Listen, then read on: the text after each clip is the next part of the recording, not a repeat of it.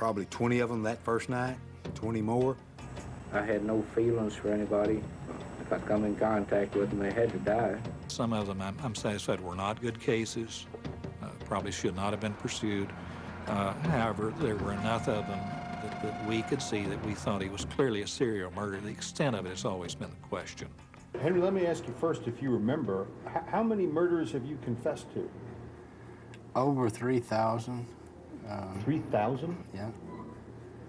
Over 3,000. You spent a lot of time confessing. 2.5 years. 3,000 murders. 7 days a week. I mean, wasn't all accepted now, don't get me wrong, but that's how many confessions I gave. By accepted, Henry meant that cops from around the country were, on the basis of his confessions, closing the books on cold cases. Lucas led lawmen to dozens of murder sites. Lucas's knowledge of the killings was so precise, 15 cases were closed. She came out of her house and was attacked at the door when she came out. That's where she was found? No, she was dragged back in front of the car. Joyce and Bob Lemon's daughter, Deborah Williamson, was killed outside Lubbock, Texas in 1975. And she'd been Stabbed 19 times. 19 times. Mm-hmm. After years of searching for her killer, you got a phone call one day.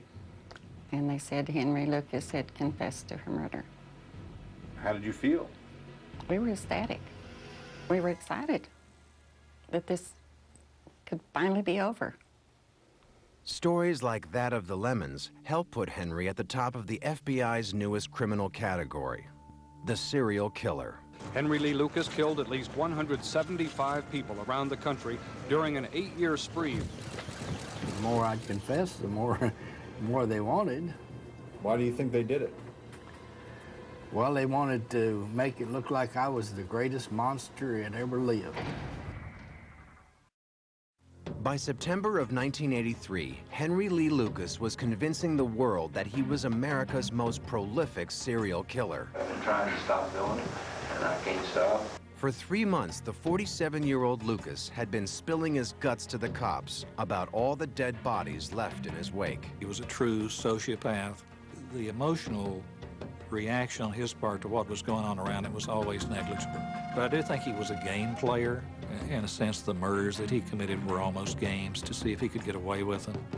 As police began to sort out the unraveling mystery, they wanted to know where such a depraved killer had come from. Henry Lee Lucas was born on August 23, 1936, in this one-room shack hard on the hillside of Coal Bank Holler in Blacksburg, Virginia. They were dirt poor. Aoma Sage is Henry Lee Lucas's niece. Henry had one full brother and 7 half-brothers and sisters. She remembers Henry's mother, Viola, as a hard-living mountain woman. She was at least 50 or 51 years old when she had Henry. Who brewed her own moonshine and carried a shotgun. She also had an explosive temper. She once beat Henry so viciously that he was unconscious for 3 days. Henry's father, Anderson Lucas, was powerless to stop the abuse. His name was No Legs. That was everybody knew him as No Legs Lucas because he had no legs. The story was, as far as we all knew, he lost some of the train ran over him or something. I think he was intoxicated on the train track. His mother was a prostitute who did tricks in front of him. And sometimes when the mother, when she wanted to bring a trick home, would throw the father in his little cart across the room. Henry had a horrible upbringing. Well, it's certainly a disturbed and disordered moral situation. Dr. Richard Coons is a forensic psychiatrist who examined Henry. Sex was not dealt with in any reasonable kind of way with him. And his mother asking him to watch it or allowing him to watch it, that's depraved. And the misery just rolled on for Henry. His brother Andrew added another offense. Henry and Andrew were in the yard playing. Andrew had a knife, and apparently Henry had made Andrew mad, and Andrew struck him with the knife. The eye was where it had been damaged, had no pupil, it was just milky white. Eventually, he got a glass eye that sort of tended to drift away from where the other eye was. So it definitely gave him a distinctive appearance. In an odd way, Henry's looks suited his emerging personality. He was just sort of withdrawn, went off to himself. He didn't know how to communicate with the kids, so he would do things to get attention that was just, you know, I don't know if he intended to scare them, but he did. So he just kind of grew up like a weed. He doesn't have any direction, he doesn't have any goals. His mindset was that of, I want what I want when I want it. And what he wanted most was to have his mother out of his life. So in 1950, when Henry's father died, drunk, the 14-year-old dropped out of school, ran away from his hometown, and into a life of crime and perversion. He claimed that he would start torturing and killing animals and having sex with them. He started setting things on fire. Eventually, he moved on to just stealing, and that's what got him into reform school. At the age of 18, Henry was sentenced to a 4-year stretch in the Virginia State Pen. It was hard time, but ironically, he thrived behind bars. Really, for the rest of his life, he felt more comfortable in an institutional setting because he did get regular meals, he had indoor plumbing. When he was released in 1959, Henry left the state. He traveled to Tecumseh, Michigan to live with his sister Opal and try to stay out of trouble. But on the night of January 11th, 1960, trouble came looking for Henry. It was his mother. They met in a bar and started drinking. I was drunk, and I'd gotten an argument with her in the tavern. Henry Lee Lucas gave his side of the story to CBS News in 1998. Because she come in there wanting me to go back home, and I said, I'm not going back with you. I don't want nothing to do with you. So she started pitching a real bitch about it, you know, and then I got up and left the tavern and went on back to where I was living at. And sometime during the night, she come in there with a broom handle and started beating my brains out. And I hauled off and swung at her. He would never say, I stabbed her in the neck, but that's what he did. She landed between the bed I was at and the old steel bed over on the other side of the room. And that's the last I remember seeing her. Henry stole a car and fled to Ohio. An all-points bulletin went out for Henry Lee Lucas, wanted for murder. He was picked up 5 days later in Toledo. Lucas was convicted of second-degree murder in the death of his mother. Finally, somebody started paying attention to his psychological state, and he was evaluated there in prison. And for the first time, Henry revealed a shocking secret. He had sex with his mother after she was dead. He told me, I don't like live sex, I like dead sex. That was a common theme, really, for all of the time that he spent talking about his killings. He would claim that sex was more appealing to him if the victim, or if the partner, in quotes, was dead. In 1970, after serving 10 years, 33-year-old Henry Lee Lucas was paroled, an early release due to prison overcrowding. A year later, he was in trouble again, nailed for attempted kidnapping. There was 3 girls waiting to go to school, and he stopped to ask him if they wanted a ride. And the girls started screaming rape and everything else. As far as I know, he never had done anything with them. His family may have believed him. The judge didn't. Henry was back in the joint. It was the early 1970s. Rehabilitation was the new buzzword.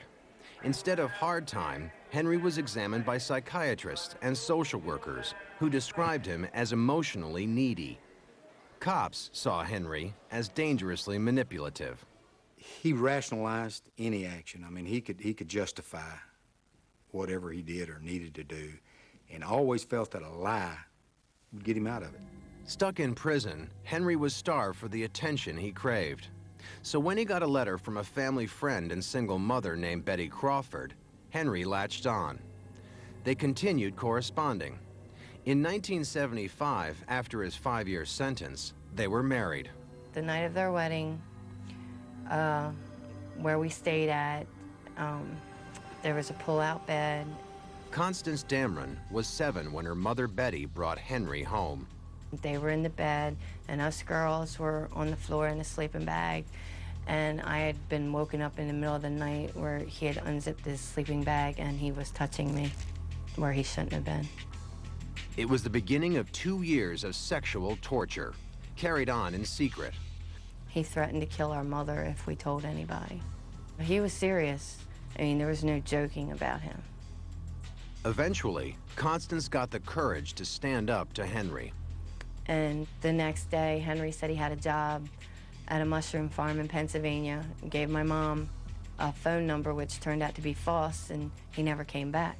Henry started drifting between family members, persuading them to take him in. A nephew took pity on him and got him a job laying carpet in West Virginia. There he met an 18-year-old single mother, Rhonda Knuckles. From the outset, Rhonda noticed something abnormal about Henry. He avoided me. He didn't like to be touched, and he would say things to me to scare me. He told me that he was going to cut my heart out. He was going to eat part of it. The situation reached a boiling point. Rhonda told Henry she was leaving and made a move for the door. Henry pulled out a butcher's knife and forced her back inside. He had the trash bag that he said he was going to cut me up and put me in, and he put the trash bag over my head. He was trying to suffocate me with the trash bag, but he didn't. Instead, Henry began to systematically torture Rhonda over the span of 3 days. At one point, he made me take off all my clothes, and he tied me up. And I thought he was going to rape me, but he didn't. He urinated on me. Finally, on the 3rd day, Rhonda's friend came knocking on her door. It caught Henry off guard, so Rhonda bolted outside, leaving her baby behind. When her relatives heard the story, they came back with a shotgun. Henry handed over the baby and defended himself in the best way he knew. He lied. Henry told him that I had lost my mind, that I was trying to kill him and all this stuff, and that he had been taking care of the baby for 3 days. And they believed him. In 1978, Henry Lee Lucas was living on the fringe of society. He was 42 years old. He'd spent half of his life behind bars. After sexually assaulting his stepdaughter and terrorizing his girlfriend, Henry was on the run. All that's known from this period of his life is what he would reveal in his confessions.